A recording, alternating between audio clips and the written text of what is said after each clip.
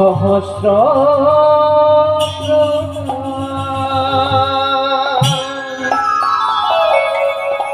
তোমাগো আমি যে প্রথম গানটা গাইলাম কি না, কলি ঘোর তিমিরে গোড়াস হলো জগজনী ধর্ম কর্ম রহদৌর। কলি ঘোর তিমির, তো বাবা তিমির শব্দের অর্থ কি না, তিমির শব্দের অর্থ হলো অন্ধকার। তাহলে আপনারা হয়তো মনে মনে বিচার করছেন কলি ঘোর তিমিরে মানে আমার গৌর সুন্দর যখন জন্ম হয়েছিল তাহলে কি তখন চাঁদের উদয় হয় না, সূর্যের উদয় হয় না? পদকর্তা কেনই বা বলবে অন্ধকারের কথা?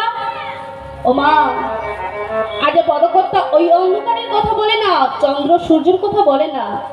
আজ কোন অন্ধকারের কথা বলছে না, এই কলিযুগে যখন মহাপ্রভু জন্মগ্রহণ করেছিলেন, জন্মগ্রহণ করার আগে এই কলিযুগে পাপে পুরো পরিপূর্ণ হয়ে একেবারে আচ্ছন্ন নেমে এসেছিল। আর ওই আচ্ছন্নটাকে দূর করার লাগি আমার গৌর সুন্দরের আবির্ভাব হয়েছিল। তো মাগো, তাই গৌর সুন্দর প্রতিটি দাঁড়ে দাঁড়ে গিয়ে জীবের হাতে পায়ে ধরে বলেছিল, ওরে কলের জীব, তোরা নাম কর, তোরা নাম কর, তোদের নাম ছাড়ে যে কোনো গতি নাই, এই নামই তোদের সম্বল। শেষের দিনে যখন ভবপারের ঘাটে যাবি, জি যখন আমি বলবি দয়াময় আমাদের পারাপার করে দাও, তোদেরকে আমি কি করে পারাপার করব? তোরা যে নাম করিস না, তোরা যে নামের ধারে কাছে আসিস না, তাই নাম ছাড়া আমাদের এই কলিযুগে, নাম ছাড়া আমাদের কোনো গতি নাই। নাম করতে হবে বাবা, নাম করতে হবে মা। তো মাগো, আপনারা হয়তো মনে মনে বিচার করছেন যে নাম করব, আচ্ছা যারা নাম করে ওরাও একদিন মারা যাবে, আর যারা নাম করে না ওরাও একদিন মারা যাবে। তাহলে এত কষ্ট করে, এত সময় বৃথা নষ্ট করে আমরা কেনই বা হরিনাম শুনবো, কেনই বা কৃষ্ণ নাম করব? ওমা, এটা মনে মনে ভাবছেন আপনারা? হ্যাঁ, কথা বলুন, এটা মনে মনে ভাবছেন? আমিও আপনাদের মতন, সত্যি তো, কেন বা কৃষ্ণ নাম করবো, কেন বা হরি নাম করবো? কি দরকার আছে এই ছেঁড়া তিরপুলের উপরে বসে বসে হরি নামে শুনবো? লাভ কি আছে? তো মাগো, লাভ আছে। কি লাভ আছে আপনারা শুনুন মন দিয়ে, বুঝতে পারবে হরি নাম করলে কি উপকার হয়, হরি নাম করলে আমাদের কি উপকার হয় আপনারা মেনে নিন।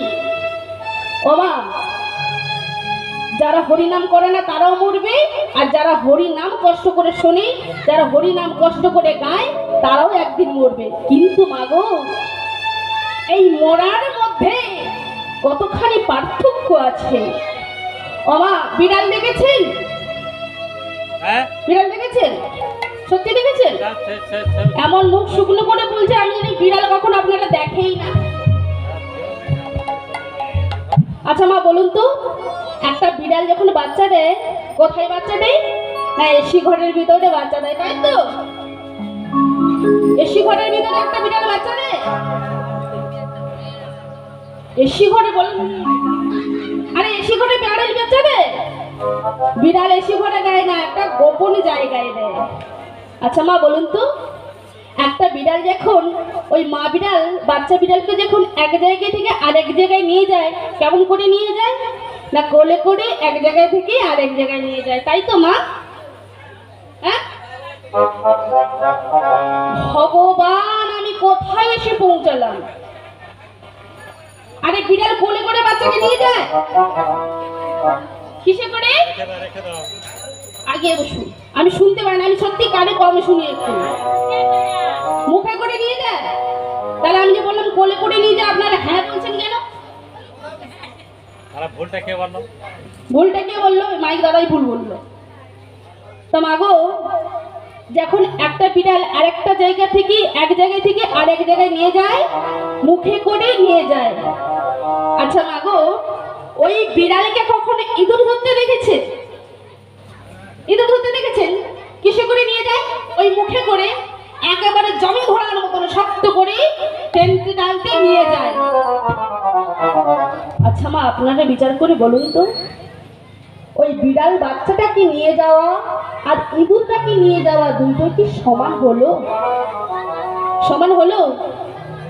তো মাগো, আপনারা এত কষ্ট করে, এত সময় নষ্ট করে যে আপনারা হরিনাম বাসরে এসেছেন, আপনারা যে এত সুন্দরভাবে কীর্তন শুনছেন, আপনাদের যখন শেষের দিন আসবে, এই হৃদয় মন্দির থেকে যখন প্রাণ পাখিটা চলে যাবে, আমার গৌর সুন্দর ওই বাচ্চা বিড়ালের মতন আলতো করে ধরে তোমাকে নিয়ে যাবে স্বর্গধামে।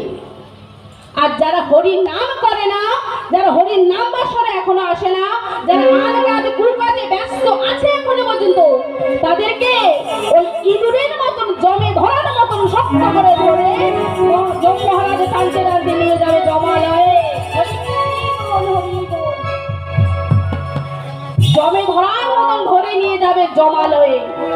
তো মাগো, আপনারাই বিচার করুন, ইঁদুর হবে না বিড়াল হবে? বিড়াল যদি হতে চাও, তবে মাগো ওই বিড়ালের মতন ভগবান নিয়ে যাবে আলতো করে প্রেম সেভাবে ধরে। তবে শুধু একটা কারণে, তবে হরির নাম করতে হবে, হরির নাম বাসরে আসতে হবে।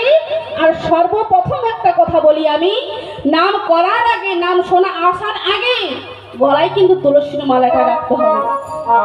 আচ্ছা, এখানে কার কার গলায় তুলসীর মালা নেই হাত তুলুন তো? সবাইকার নেই?